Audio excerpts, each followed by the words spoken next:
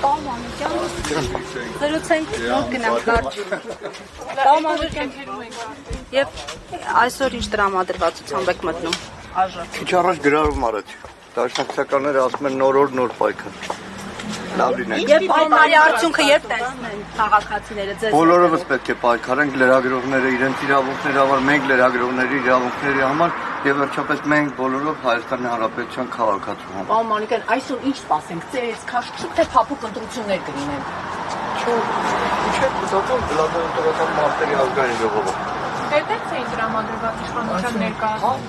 Եթե լինի ծեր, պարոն Մանուկյան, դուք կմնաք ներսում։ Ձեր չի նախ կռիվ է։ Եկեք բարերը ճիշտ ընտրենք, ես խմբագիր եղած մարդում սիրուն բարերը ճիշտ ընտրենք։ Եթե կլինի։ Լավ լինեք, լավ օր։